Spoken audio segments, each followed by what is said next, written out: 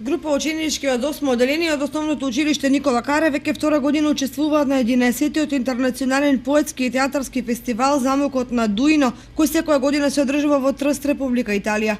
Оваа година ученичките добија специјална награда за пишување поезија на тема наследство во категоријата училишни изработки под менторство на професорката по македонски јазик Љупка Стоименова.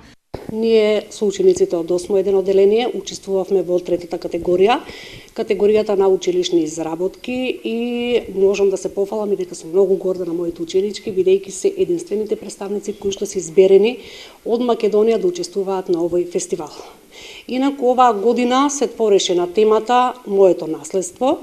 Секоја година значи има одредена тема и ние со учениците одредивме да твориме на песни наследствата кои што тие ги имаат добиено од своите баби или од дедовци. Највпечатливо не остана тоа што една ученичка, тоа е Нада Ефремова, напиша за најголемото богатство кое што сите ние го добиваме како наследство, а тоа ни е земјата и слободата.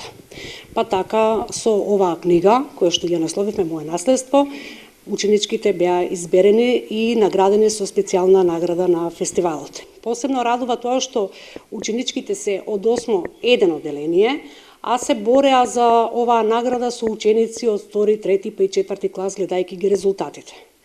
Посебно радови тоа што покрај нашата земја има учесници од целиот свет, така да има добитници од Кина, од Германија, од Франција, од Јужна Африка, од Бразил, соседните земји секако, па еви и нашата земја. Посебен впечаток остави поезијата на осмоделенката Нада Ефремова, која пишуваше за неголемото наследство, а тоа со слободата и земјата.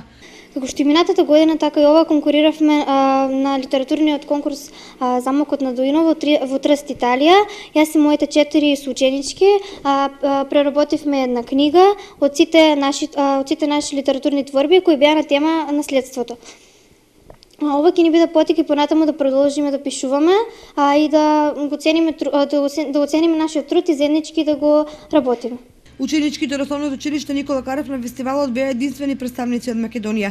Со оглед на тоа дека патните трошоци за заменување во Италија минатата година ги покри општина Кочани, добитниците на наградата со менторот се надеваат дека и оваа година општината ќе ги покрие трошоците и добитниците ќе можат да заменат на свеченото доделување на наградите.